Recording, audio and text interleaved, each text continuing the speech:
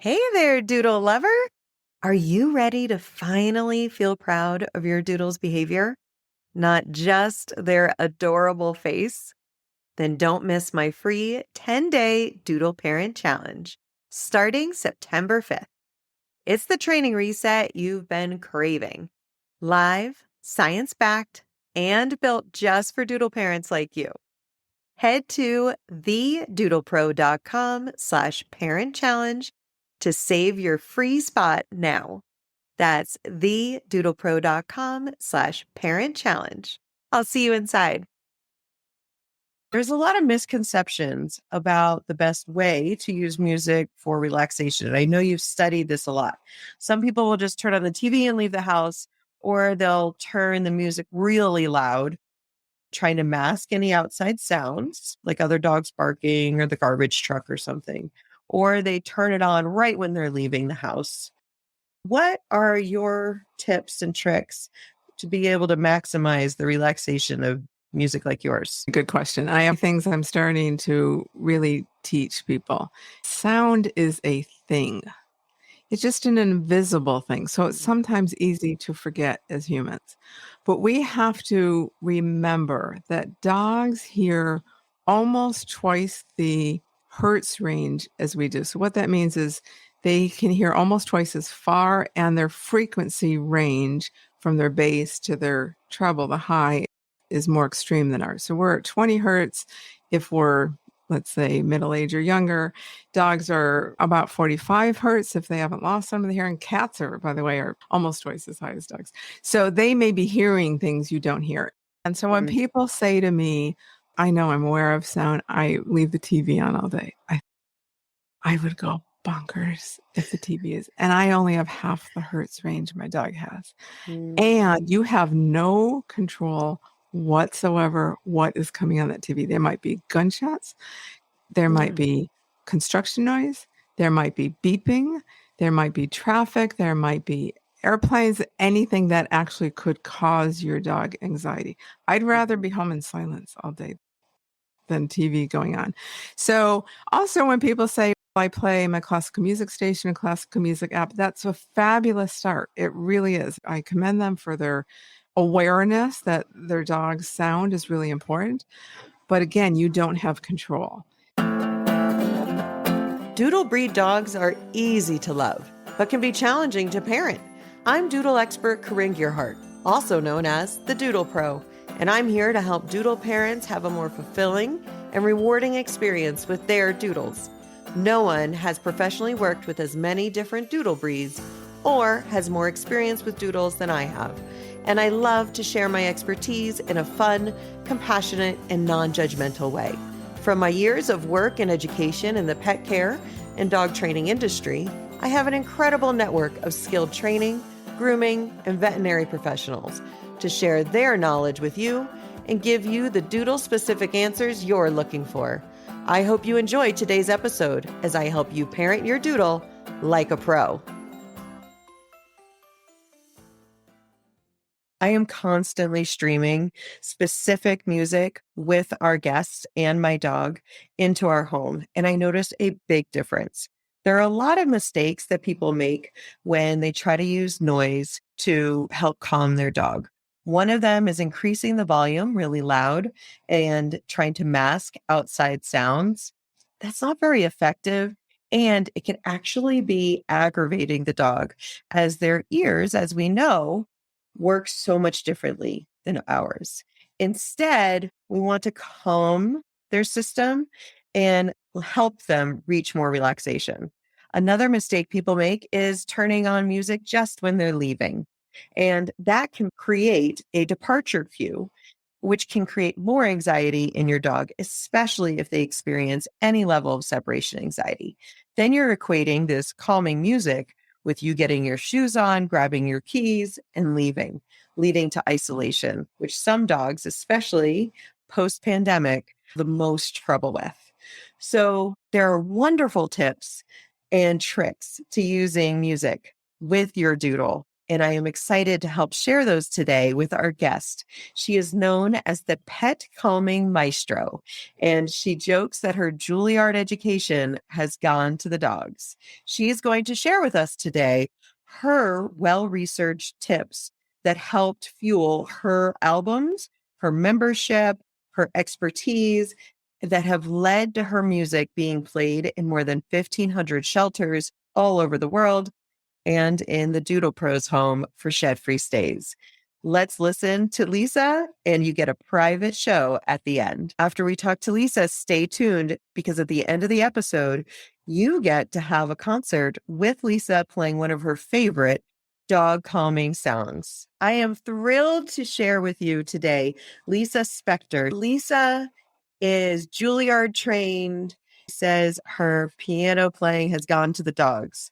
And I personally play her music for Doodles in my care daily with our shed-free stay care at the Doodle Pro. And I'm excited to share her music and her expertise on how to help your doodles relax with music. Welcome, Lisa.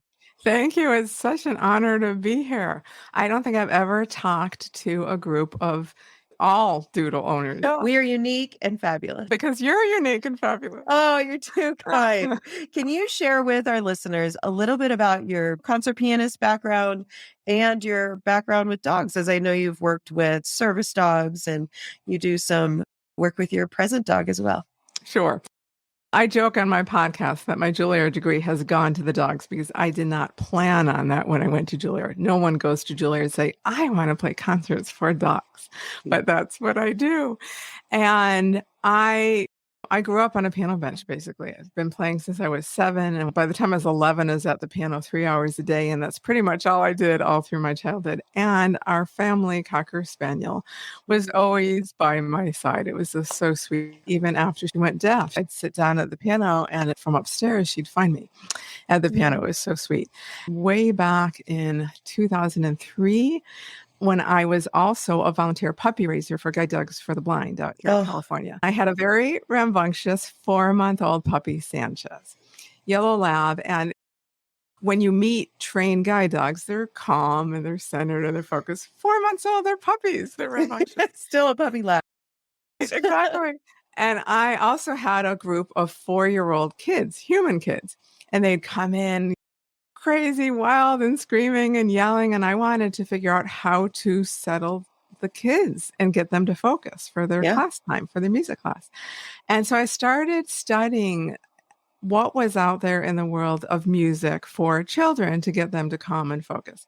And I found the right prescription of classical music, and they, like 30 seconds flat, the right Mozart or whatever it was I was playing on the stereo and CDs back in those days, they'd be centered and focused in no time, which was great. And then I looked over at my 4-month-old puppy and he'd be snoozing. And I'm like, oh my God, I think I'm onto something. I wonder if anyone has ever created music for dogs. And that's how it all began. Oh, that's amazing. And then I know that you had an unfortunate injury that then led you on this complete new path. Do you mind sharing that story? Sure. Unfortunate and fortunate in many ways. Yes. Of course, at the time, it felt very unfortunate.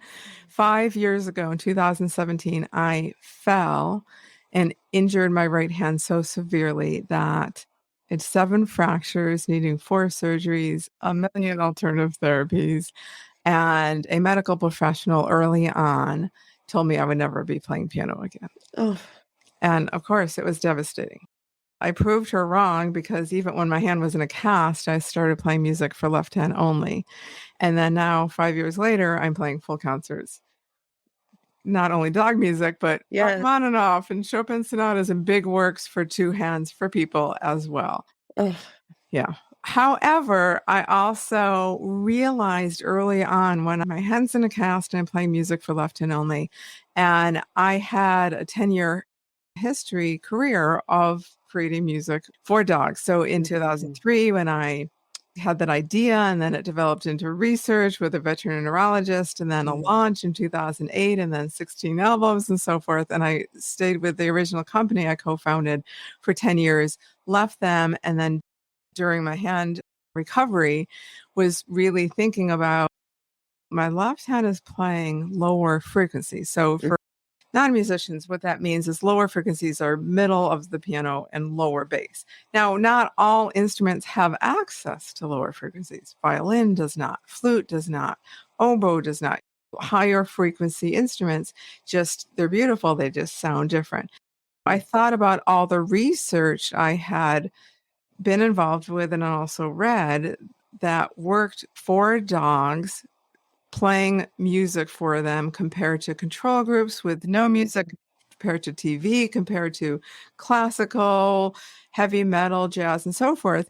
And one of the things that all the research had in common is that lower frequencies have been proven over and over to calm the canine nervous system. I'm going to put this really simply for your Doodle listeners.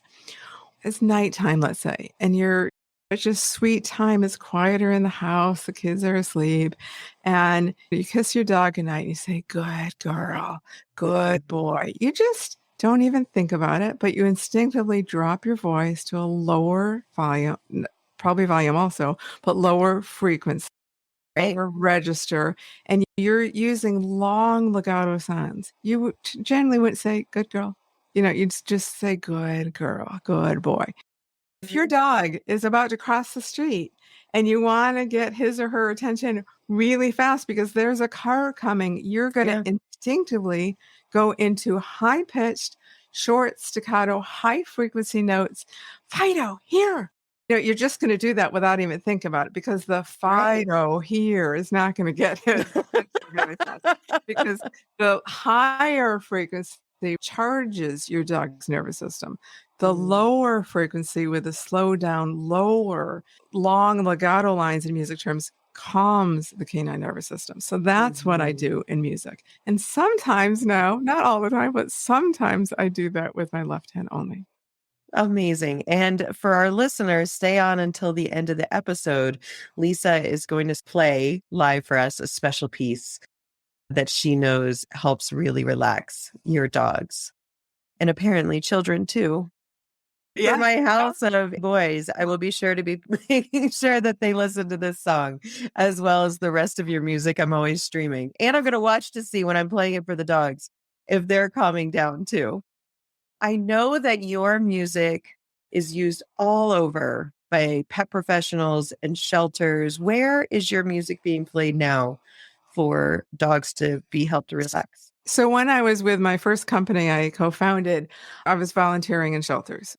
Probably so many of us have done that or do that.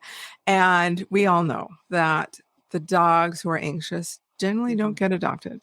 Because they're not always wanted.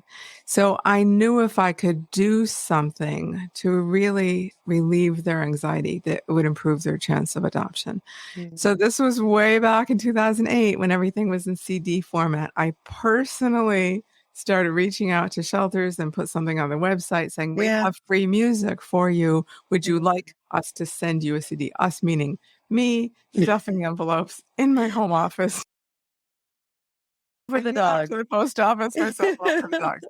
But it was all worth it because I'll never forget this call from a shelter manager in Ohio. And he was in tears. And he said, Lisa, this is the first phone call from my desk I have been able to make in 10 years because it's finally quiet in here. Because your music has stopped the dogs from barking. And let me tell you about Trello. Trello has been in here a year. And finally, when he heard your music, he settled down and he got adopted. And he's in his forever home now. And I just knew I had to get this out more. So I applied for grants and got a grant from Bayer Animal Health, who I personally stuffed 500 envelopes to get those into shelters. And then they added 1,000. So last I know, I'm not in touch with the company, but last I heard it was playing in 1,500 shelters. Amazing. And now it's so much easier for us as listeners and pet parents. We don't have to reach out to you and ask for a hand-mailed CD. So what I do, I'm not going to say it loudly because then it'll start playing, but I use my smart speakers, Bexa, and I just say, play your music, and it streams into my home. It's just so easy. So where could listeners find your music, and what is the exact phrase of your album that they would look up? The album is called Doggone Calm. I have discovered that Alexa doesn't always quite understand that. So My Zen Pet is the name of the company. So sometimes that works better. In October, I'm coming out with an album that's actually taken from my podcast which is Meditating with Your Dog. Oh, And so that will be also under the title of My Zen Pet, the company title as wonderful. well. Yes, there's a soundtrack that my Google Home always thinks when I'm asking for that album that it's like another Netflix soundtrack or something that has a similar name. So My Zen Pet, I'll start saying that instead of Doggone Calm because I over pronunciate each time to make it easy for myself. Exactly. Yeah, And yeah. while people are playing music, particularly yours, which is free when you stream it, when they're playing it, there's a lot of misconceptions about the best way to use music for relaxation. And I know you've studied this a lot. Some people will just turn on the TV and leave the house, or they'll turn the music really loud, trying to mask any outside sounds, like other dogs barking or the garbage truck or something, or they turn it on right when they're leaving the house. What are your tips and tricks to be able to maximize the relaxation of music like yours? Good question. I have things I'm starting to really teach people. Sound is a thing. It's just an invisible thing. So it's sometimes easy to forget as humans.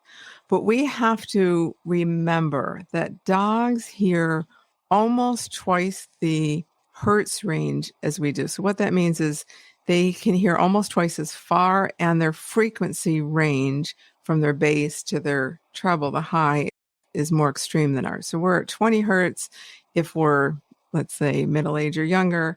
Dogs are about 45 hertz if they haven't lost some of the hearing. Cats are, by the way, are almost twice as high as dogs. So they may be hearing things you don't hear. And so when people say to me, I know I'm aware of sound, I leave the TV on all day, I would go bonkers if the TV is, and I only have half the hertz range my dog has. And you have no control whatsoever what is coming on that TV. There might be gunshots, there might be construction noise, there might be beeping, there might be traffic, there might be airplanes, anything that actually could cause your dog anxiety. I'd rather be home in silence all day than TV going on. So also when people say, I play my classical music station and classical music app, that's a fabulous start. It really is. I commend them for their awareness that their dog's sound is really important. But again, you don't have control. Now I listen to classical music through streaming or through what used to be the local station and now is a global app, which is the case in most places.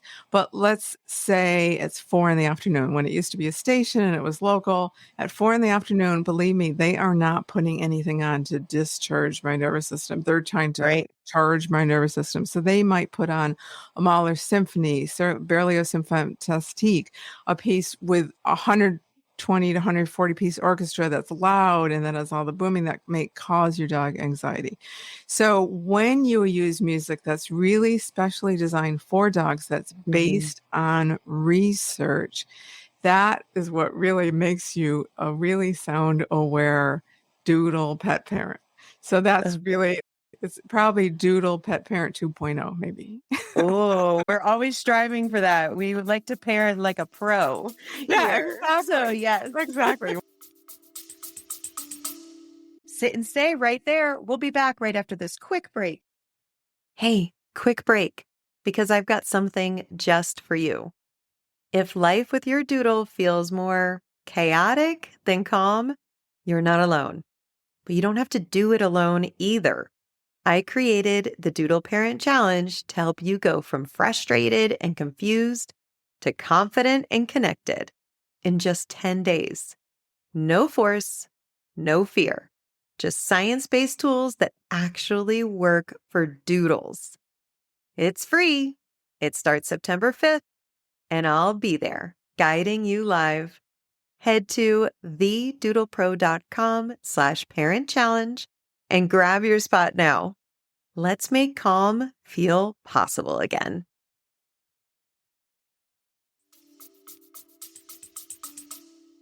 That will get you there. So there's Okay. what you're playing, there's the frequency of which you play it, and then there's the volume. So don't let me forget volume. It's really important. But let's talk Great. about by frequency is how often you play it. I'm using that word differently now.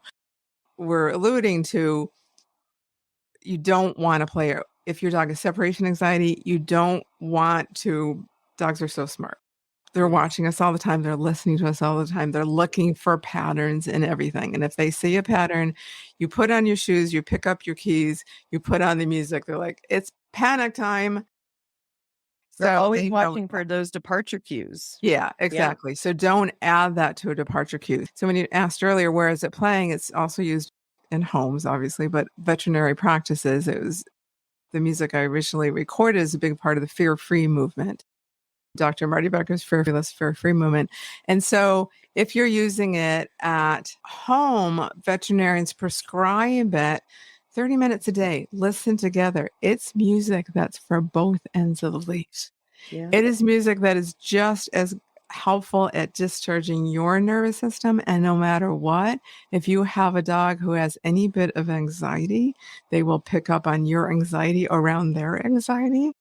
It's just continuous. So you want to really address both ends of the leash, which is why veterinarians prescribe it 30 minutes a day. It doesn't have to be the same time of day, but because dogs are so good at patterns and it's a good nighttime ritual, just sit down together and have some quiet.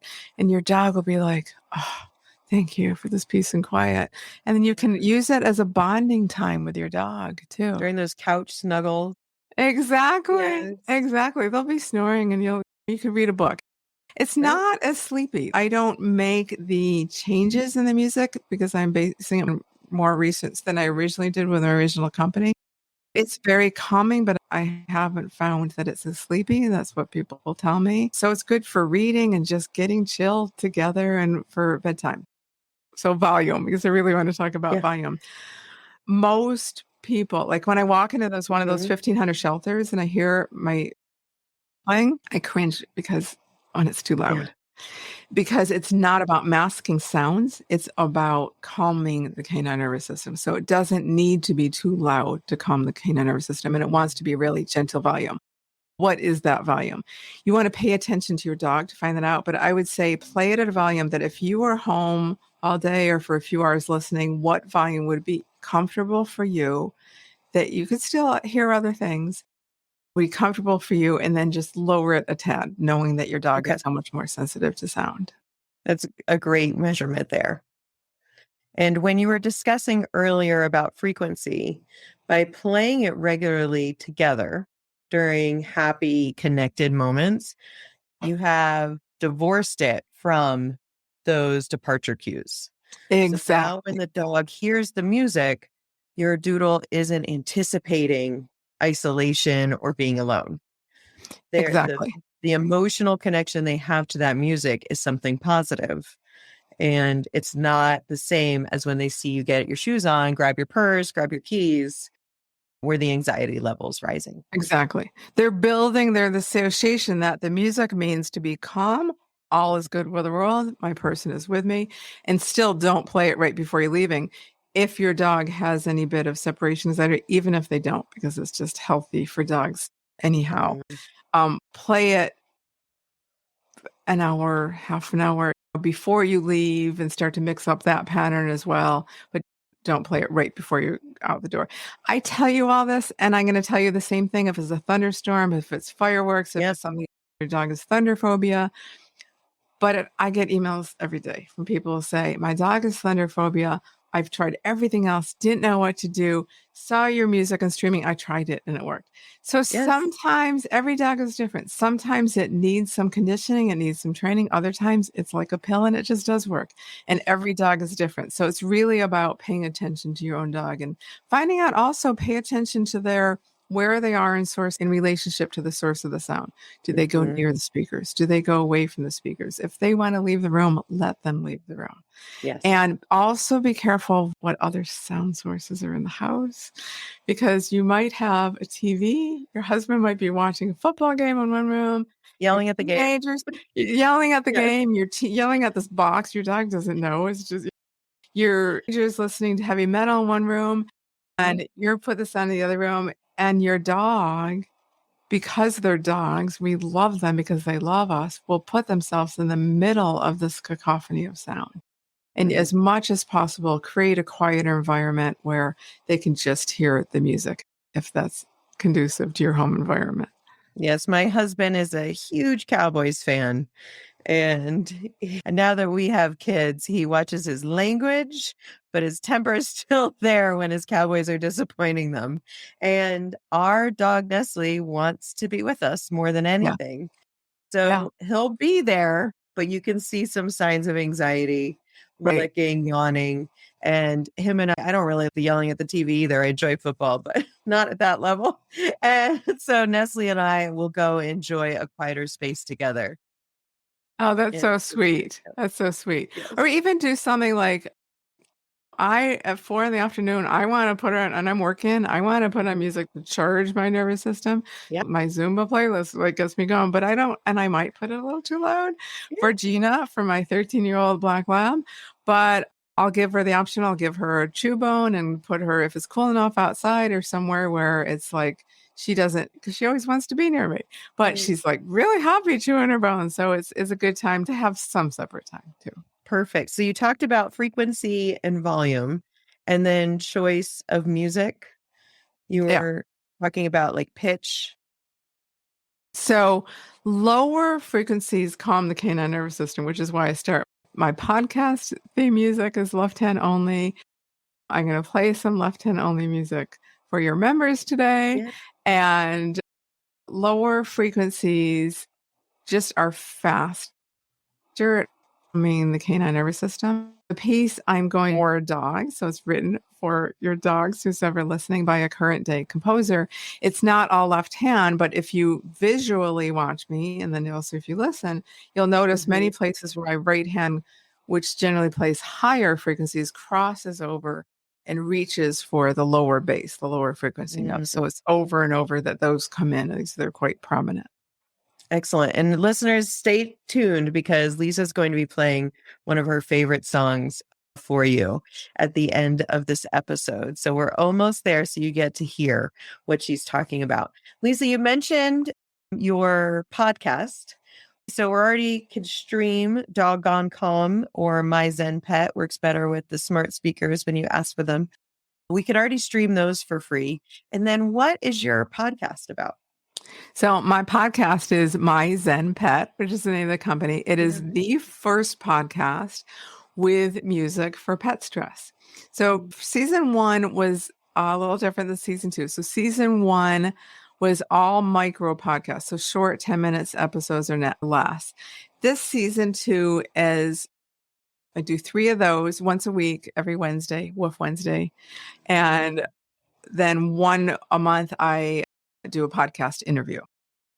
So I'm rotating a little bit. In season 1, I had meditations, and those are turning into an album. And as a podcast host, we're always experimenting. But I combine a piece of music with something in the My Zen Pet music system, some tip, whether it's volume, whether it's frequency, whatever it is, about educating people on the importance of creating a dog sound friendly home environment and what they can do for their dog's anxiety and also just for overall good dog health, sound health.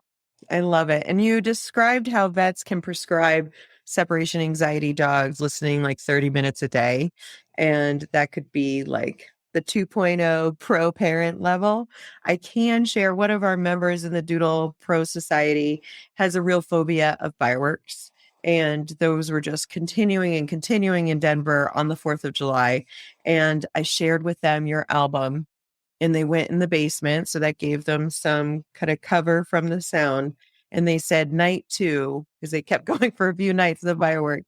Night 2 was so much better. And they saw fantastic. Yes, Keanu fantastic is the name of the Aussie Doodle. He's the most handsome boy, just like the celebrity. And the nice thing is that member noticed, I'm sure you talk about this all the time, it's little by little. That's something I learned in my right hand recovery. It's noticing the little changes. So night 2 might have been a little bit better. Night 3 is a little bit better. Those little bit of improvements really do add up. They do. And I have different doodles visit me daily in my home for what we call shed-free stay here in Denver. And I don't have every day with them to spend 30 minutes to play your music, but we do play it consistently in our home. And I notice a difference when we do versus when we don't. They're in an exciting environment, like a shelter, not the same level of stress, but novel, other dogs, new dogs. I want them to be able to access relaxation. And it's the best. If you follow my Instagram, you always see like dogs like totally laying on each other, sleeping on the couch. I am often playing Lisa's music when that's happening. I might be doing my admin work while Right. they're just dozing Oh, off, that's so relaxed. sweet. And I'm sure they sense your energy around that. Oh, Yes. Lisa, I know you've got a couple exciting things coming up. For people who are listening now in September, you've got doors that are opening just for a short period of time. Can you tell our listeners about that? yes. So I also have a membership called the Doggone Calm Club. And in the club is where anxious dogs and their people de-stress with the My Zen Pet music system. And when this airs, you will have been a guest expert because I have once a month. I also have guest experts you're going to be talking about fearful barking. And I've had separation anxiety certified trainers. I've had veterinary neurologists who talks about energy healing. And I've had animal communicators. I love just curating that. I mean, Yeah. I ask my members what they'd like.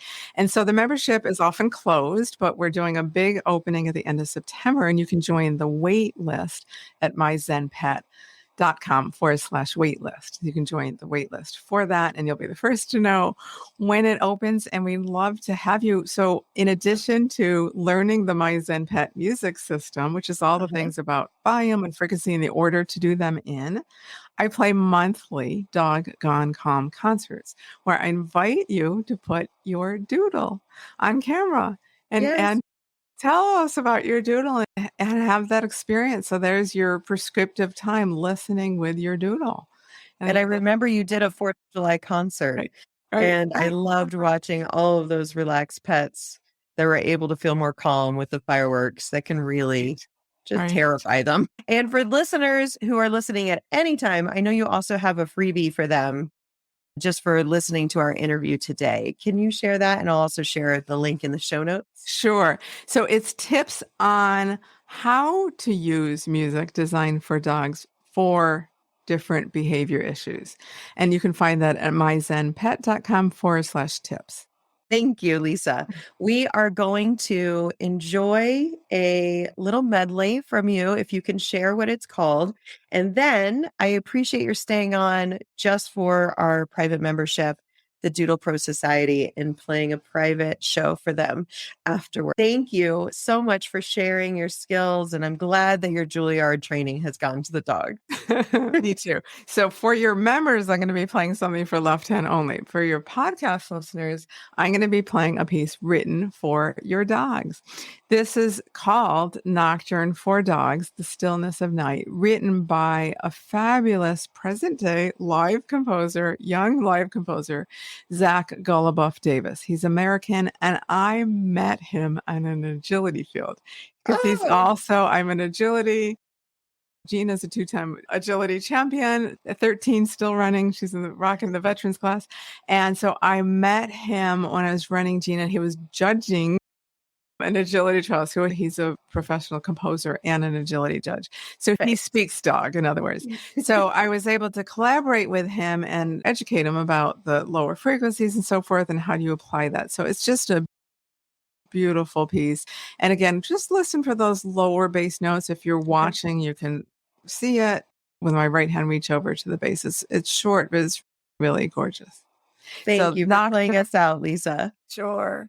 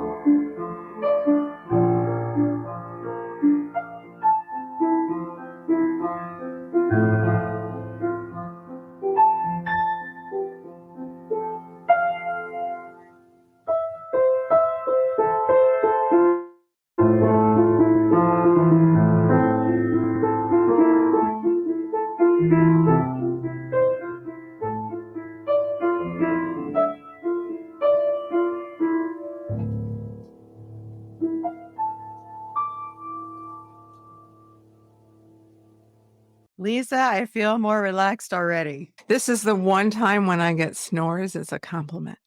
Ah, exactly. I will love it. You even your voice afterwards was smooth and calm, like I was listening to the classical station. Thank you. Thanks for joining me on this episode of the Doodle Pro podcast. If you enjoyed the show, don't forget to rate and review us wherever you get your podcasts. And I invite you to follow me on Instagram at @TheDoodlePro for behind-the-scenes peeks at all of the adorable doodles I work with daily.